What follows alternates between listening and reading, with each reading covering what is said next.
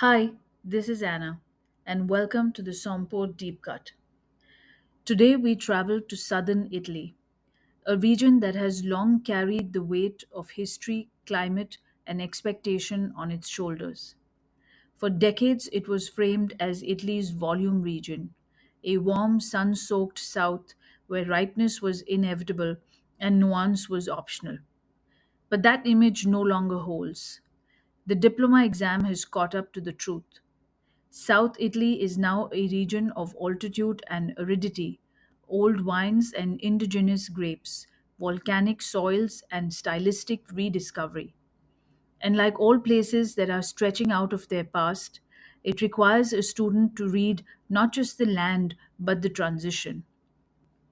If North Italy teaches you to think in altitude and structure, and Central Italy teaches you to think in philosophy and evolution, Southern Italy teaches you to think in contrasts: extremes of heat, extremes of soil, extremes of vine age, and how producers transform those extremes into balance. We begin in Campania, where the landscape rises quickly from the coast into the Apennines, and where some of Italy's most ancient grape varieties hold ground on volcanic soils. Campania's DOCGs, Fiano di Avellino, Greco de Tufo, and Taurasi, cluster around Avellino, where altitudes often reach 300 to 600 meters. This elevation changes everything. Even in a warm southern climate, nights cool dramatically, and grapes like Fiano and Greco hold on to acidity in a way that surprises anyone who associates the South with softness. According to the textbook, these white wines are marked by freshness, citrus, orchard fruit, and a mineral edge that derives not only from volcanic influence but from the long, slow ripening that altitude allows. In the winery, modern producers lean into temperature control, stainless steel, and gentle lees aging, occasionally folding into subtle oak to deepen texture without dulling that mountain tension. Then there is Aglianico, particularly in Taurasi, a grape that behaves like a southern cousin of Nebbiolo: high in tannin, high in acidity, demanding in the vineyard and in the cellar. It needs time: time on the vine to ripen fully, time in barrel to soften, time in bottle to become what it wants to be. Taurasi must be aged for at least 3 years, one of which must be in wood. The Reserva at least 4 years, of which 18 months must be in wood. These requirements shape its market position immediately. Taurasi is not a wine you release young. It's not a wine you rush. The style, powerful, structured, complex, grows out of its phenolic architecture. The cost, premium, sometimes approaching luxury, grows out of its patience. Slip east into Basilicata, and the landscape becomes more silent, more elemental. Here, Aglianico finds another home in Aglianico del Vulture, where volcanic soils around Mount Vulture gives a slightly different expression, often darker, more brooding, sometimes more rustic than its companion counterpart, but still anchored in tannin and acidity. Basilicata feels like a region on the cusp of a future it hasn't fully articulated yet. Small production, a handful of quality focused estates, and a grape that carries immense potential, but remains shaped by economic limit. In exams, Basilicata rarely stands alone, but when it does, the question is nearly always comparative: how altitude, climate, and local tradition create a variation of Aglianico that sits alongside but never competes directly with Taurasi. Move southeast and you enter Puglia, a region defined by heat, light, and scarcity of water. Here the land flattens, the coastline stretches long and open, and the vine becomes a survivor. Drought is the defining environmental challenge. Canopy management, drought resistant varieties, and old bush trained vines become practical necessities rather than stylistic choices. Negro Amaro and Primitivo thrive here precisely because they can handle stress. Negro Amaro offers deep color, savory tones, and moderate acidity. Primitivo brings ripe fruit, high alcohol, and generous tannin when yields are controlled. Historically, most of this production went into bulk or blending material. The region produced immense volumes that flowed north or into export markets at low price points. But that story too is shifting. Old wine Primitivo and high quality Negro Amaro bottles are increasingly made and marketed under regional identities. And coastal zones like Salis Salentino and Guaya del Colle have begun to carve out stylistic niches. Still, cooperatives dominate much of the regions, keeping prices moderate and stylistically consistent abroad.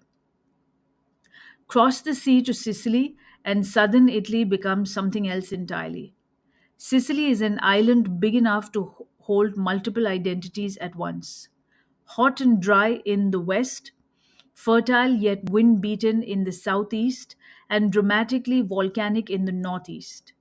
A significant portion of Sicily's vineyards are still dedicated to high volume IGP wines. But two regions, more than any others, have redefined the island's global standing. The first is Etna, where vines climb the slopes of an active volcano at altitudes that can reach 800 to 1000 meters. Here, Caricante produces some of Italy's most linear, high acid, mineral driven whites. The textbook describes these wines as taut, citrus led, saline, and quite powerful, the kind of wines that whisper more than they shout. Fermentation tends to take place in stainless steel or old oak, preserving the purity of site. Etna Rosso, based largely on Nerello Muscalese, adds another dimension. Pale color, elegant tannins, lifted acidity, and a style that often sits somewhere between Barbaresco and Burgundy in its delicacy.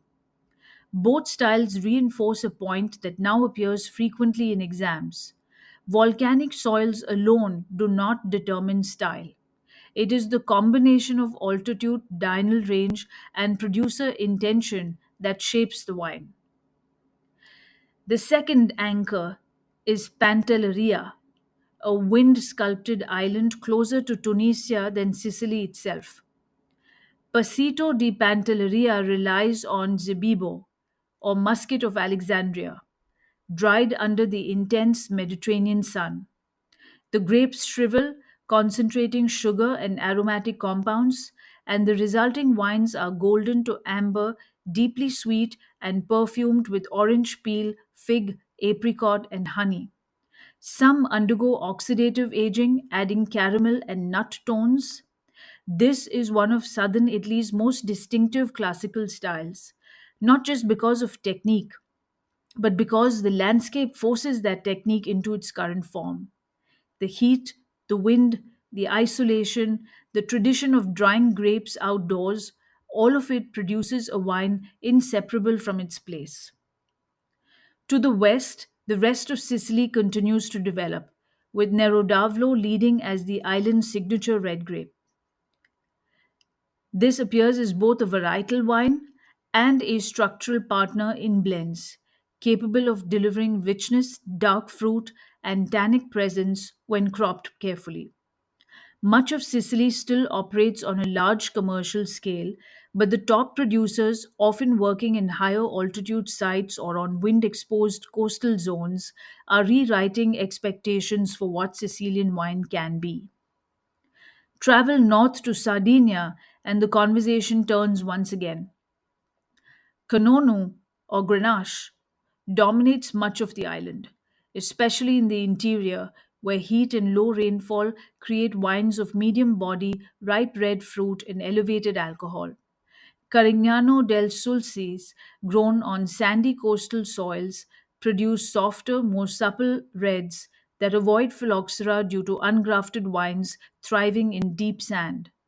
Vermentino along the northern and western coasts bring another phase to Sardinia. Saline, citrusy herbal whites that respond directly to maritime influence and well drained soils.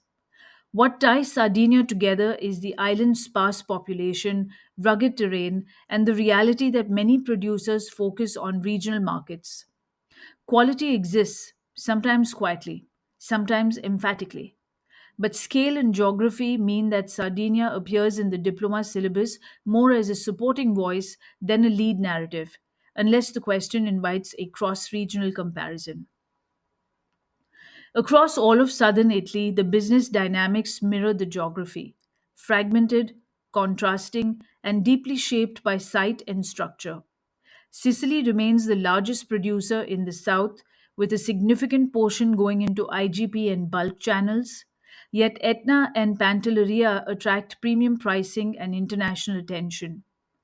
Campania's DOCGs are small by volume but high in reputation, producing wines that age well and command strong pricing relative to scale. Puglia continues to dominate the value segment, though boutique producers are lifting the region's narrative. And everywhere, indigenous grapes have become a commercial signature, a way to differentiate international markets, especially as consumers grow weary of generic varietal wines. Southern Italy asks you to think in layers: heat moderated by altitude, drought balanced by old wines, traditions revitalized by modern technique. The diploma likes to test whether you can weave these threads together, whether you can recognize why Fiano stays fresh in a warm region, why Aglianico needs time, why Etna commands premium prices, why Pantelleria tastes like no other sweet wine, and why Puglia, despite its volume, contains pockets of extraordinary promise. This is the true character of southern Italy, a region once defined by what it lacked, now defined by what it reveals: complexity, resilience, and identity forged in extremes. You'll find the full written companion article linked to this podcast. I hope you enjoyed listening, and I'll see you in the next deep cut.